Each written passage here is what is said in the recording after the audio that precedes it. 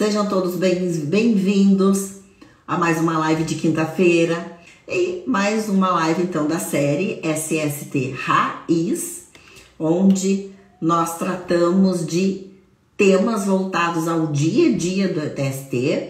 Então aqui nós falamos de forma prática e sem burocracia como lidar com as demandas e solucionar problemas gerando resultados. Para quem ainda não me conhece, meu nome é Andressa Cortes e eu ajudo técnicos de segurança do trabalho inseguros a se tornarem profissionais desejados pelas empresas. E o nosso tema da nossa live de hoje, de quinta-feira, é os benefícios previdenciários. Então nós vamos falar hoje dos benefícios que envolvem, é claro, a segurança do trabalho. E qual é a diferença, qual é a grande vantagem, se existe uma vantagem entre esses benefícios para o trabalhador, para aquele que adoece ou para aquele que sofre um acidente de trabalho, caso ele precise de algum benefício do INSS. Quando nós temos um afastamento do INSS, nós precisamos nos afastar do trabalho, ou seja, temos um afastamento do trabalho superior a 15 dias, nós somos encaminhados ao INSS. E aí o perito médico do INSS faz a análise e, baseado nisso, tendo a sua concessão ao INSS, ao benefício do INSS sendo comprovado, e o perito entendendo que essa pessoa não está apta para trabalhar, que ela realmente precisa continuar afastada das atividades, então, quando na sua concessão pelo INSS, isso aí lhe será atribuído um número, que é o que vai determinar a sua espécie. É assim que nós chamamos, então, a espécie do benefício. Então, para a segurança do trabalho, digamos assim, existe o B91, que é a espécie, é um número referente a acidente de trabalho. E tem também o B31. O que é B91, B31? É um código que o INSS utiliza para determinar qual é a espécie do benefício. E o B31 é quando não tem relação ao trabalho, é uma doença normal. Uma pessoa, por exemplo, que ela sofre um acidente doméstico, um acidente de trânsito, que precisa ficar afastado do trabalho, precisa do benefício do INSS e não tem relação nenhuma ao trabalho, é concedido o B31. Daqui a pouco é uma doença degenerativa, enfim. Daqui a pouco a pessoa teve um AVC, ela precisa de uma certa reabilitação. Nossa, existem N doenças, que não tem relação com o trabalho, que a pessoa possa vir a desenvolver ou adquirir, e tendo o concedido benefício, acaba se caracterizando então como B31. Agora, se tem relação ao trabalho, foi devido a um acidente de trabalho, teve um corte na mão, rompeu um tendão, alguma coisa assim, realizando alguma atividade no trabalho, precisou ter um afastamento superior a 15 dias, aí pode ter direito sim ao benefício que nós chamamos de B91. Então nós vamos falar quando que o trabalhador consegue a caracterização do acidente de trabalho e qual é a diferença para ele, sendo acidente de trabalho ou não, quais são os direitos, no caso. Então, para caracterizar, o auxílio doença acidentário, é necessário passar por essa perícia médica do INSS, que ocorre quando você tem um afastamento ao trabalho, ou seja, um atestado médico superior a 15 dias. No 16º dia, precisa ser feito esse encaminhamento ao INSS. Então, é o perito que vai caracterizar a primeira coisa. Se realmente você não tem condições de voltar ao trabalho, então pode chegar lá na perícia e o médico entender que aquela pessoa, ela pode continuar executando as suas atividades já a partir de imediato.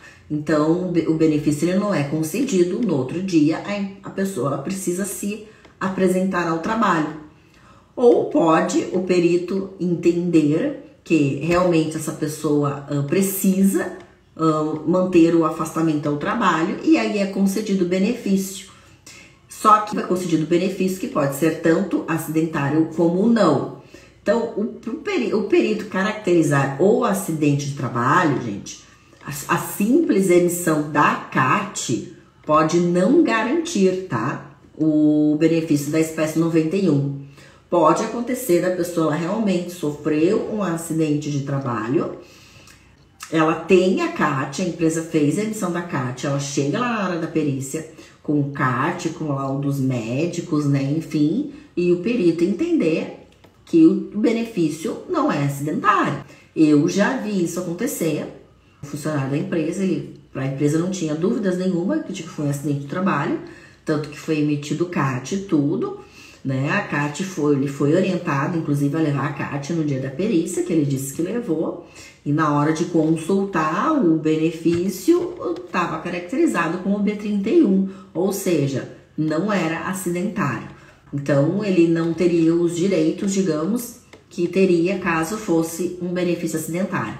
Então, a simples emissão da CAT e o simples afastamento do INSS não garante que esse trabalhador vai ter o benefício B91 concedido.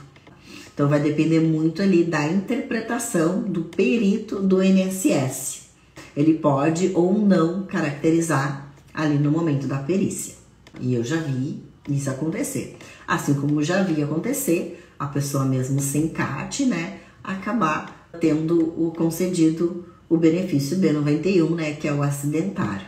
Então, gente, não existe essa garantia, né? O que vai definir isso ou não vai ser ali no momento da perícia, vai ser o próprio perito do INSS. Importante a gente fazer certinho a nossa parte, né? Porque se realmente foi um acidente de trabalho, o funcionário tiver a CAT e tudo, ele pode entrar com um recurso perante o INSS, mas aí vai ser, não é mais um problema da empresa, vai ser um problema desse trabalhador, digamos assim, com o INSS. Não tem o que a empresa possa fazer, né? A não ser auxiliar no sentido de orientar esse trabalhador. Agora, gente, quando é uma doença profissional, a tratativa ela é um pouquinho diferente.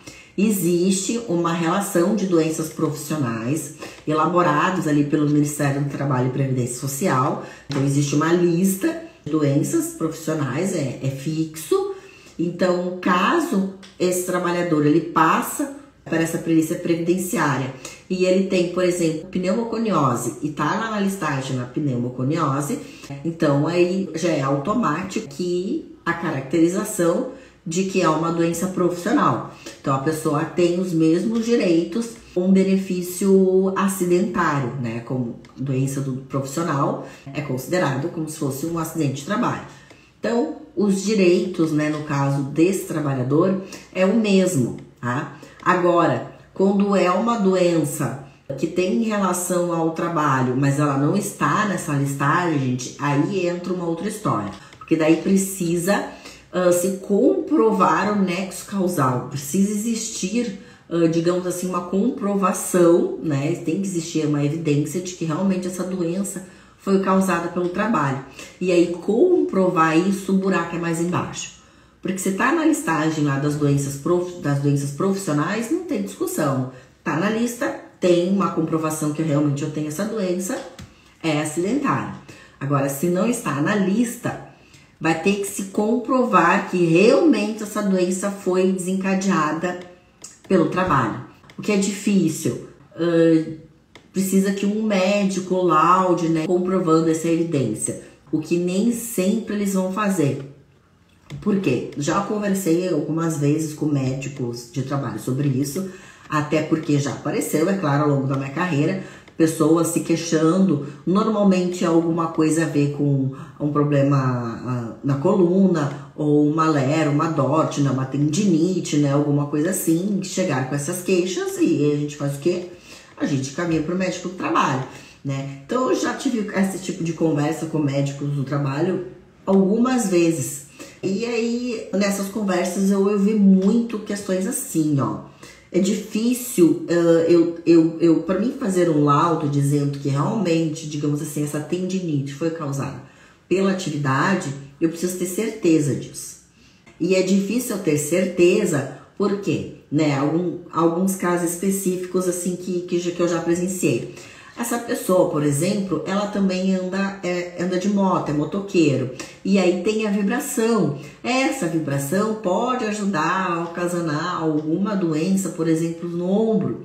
E eu percebi também que essa pessoa é praticante de musculação, né? Então pode também ter que de repente a pessoa faz algum exercício, né, de forma errada ao longo do tempo, também pode ocasionar esse tipo de doença, sabe? Então é difícil o médico ter essa certeza.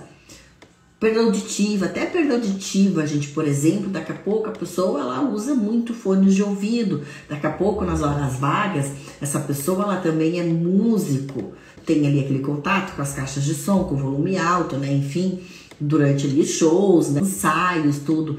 Então, para o médico, é difícil ele ter essa certeza e ele acabar fazendo essa contestação.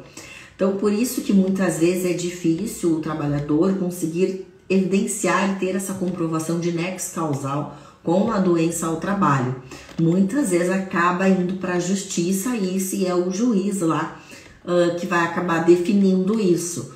Mas então acaba sendo muito mais difícil. O acidente, né, já é mais inquestionável.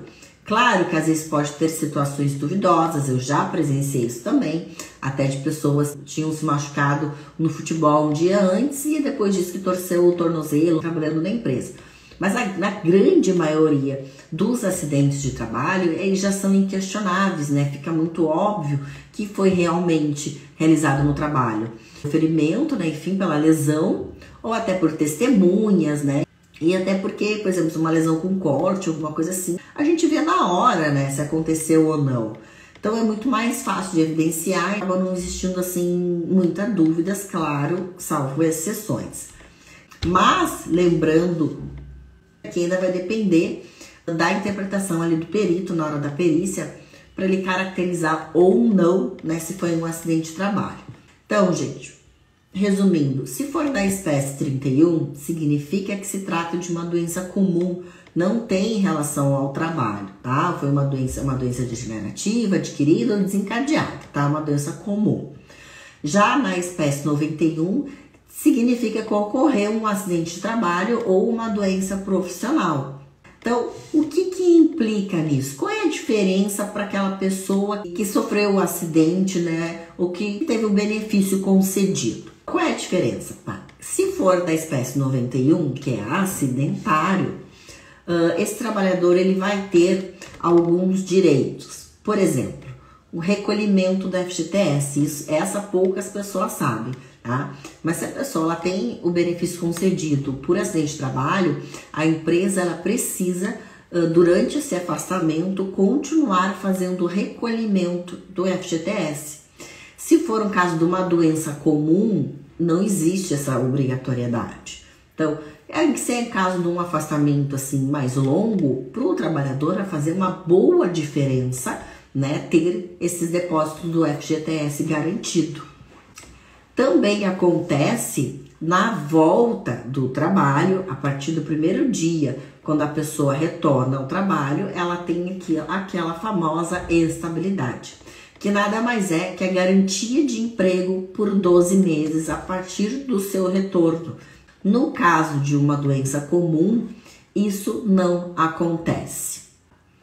Ainda, a pessoa tem benefício concedido por acidente de trabalho, ela tem direito a uma indenização em caso de sequela que implique em redução da atividade anteriormente desempenhada.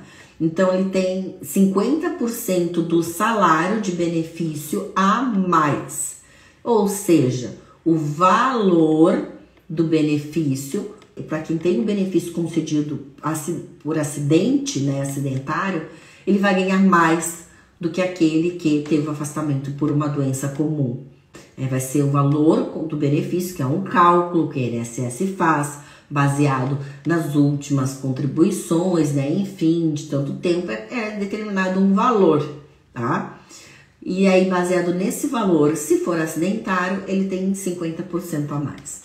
Então, é claro que a pessoa que tem o afastamento acidentário da espécie 91, ela vai ganhar mais do que a que teve o benefício da espécie 31. Então, não se tem dúvidas que pro trabalhador é muito mais vantajoso, digamos assim, ter esse afastamento pelo B91.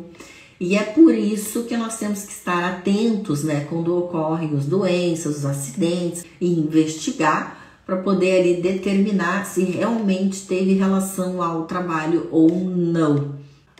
Até porque tudo isso depois vai virar, né, a alíquota, né, lá do SAT, o FAP, né, enfim, que isso é tema para uma outra live, né, então vai gerar, sim, um certo tipo de penalidade financeira para a empresa também. E esse, inclusive, é um dos ótimos argumentos de por que a empresa deve investir na prevenção. Acaba se tornando, sim, uma economia. Então, esses são os principais benefícios, né? A diferença entre eles. Inclusive, já trabalhei em empresa, já presenciei de um funcionário, uma vez ele já tá afastado do INSS, e daqui a pouco, quando eu entrei na empresa, ele já tava nesse afastamento, né? Já tava no benefício. E aí ele entrou na empresa pedindo CAT, não sei o que, e eu fui entender, mas como assim? Ele já tá num benefício, que a princípio era por uma doença, eu fui investigar, né? Por que ele tinha sido afastado do trabalho, né? Enfim, por que ele tinha entrado no benefício. E por que agora ele estava pedindo CAT. Eu procurei nas documentações se tinha algum relato de acidente, enfim, não achei nada.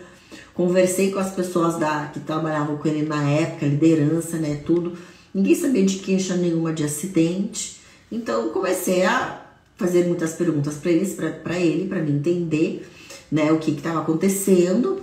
E aí, conversa vai, conversa vem, né, enfim, ele acabou comentando comigo que um dia ele conversando com um colega de trabalho que também estava com benefício do INSS, só que esse outro colega, ele tinha um benefício acidentário, ele tinha sofrido um acidente de trabalho, que agora eu nem me lembro o que tinha acontecido, até porque quando eu entrei na empresa ele já estava no benefício, e aí ele descobriu que esse outro colega ganhava mais do que ele, né? E quando ele descobriu que o colega ganhava mais, porque o afastamento dele tinha sido por acidente, ele deduziu que ele também queria, né? Então ele acabou falando isso pra mim, não, é porque ele ganhava mais, aí eu queria também, né? Enfim, pediu desculpa, né? Aquela coisa toda, né? E aí acabou ficando por isso mesmo. Então, isso também comprova, gente, que nada assim que é em verdade acaba se sustentando com perguntas certeiras, né? Por isso a importância também da gente questionar e perguntar e saber fazer as perguntas certas também na hora de fazer uma investigação de acidente, né? Que a gente acaba perguntando, até porque a gente precisa entender o ocorrido, e quando não é uma situação que não é verídica, a gente não consegue se sustentar na hora de explicar realmente o que aconteceu, tá? Mas isso é um tema também para uma outra live. Então, a diferença dos benefícios são esses, tá? Por isso que realmente para o trabalhador é uma grande vantagem ter o afastamento concedido de forma acidentária. Nós só precisamos aí ter a certeza, até para ser justo com todo mundo, tanto com o trabalhador, tanto com a empresa, se realmente o benefício ele é acidentário ou não. Terça-feira que vem, gente, como sempre, nós temos live de novo, voltando ao nosso horário normal às 20 horas. Então, nos vemos aí na próxima semana. Até mais!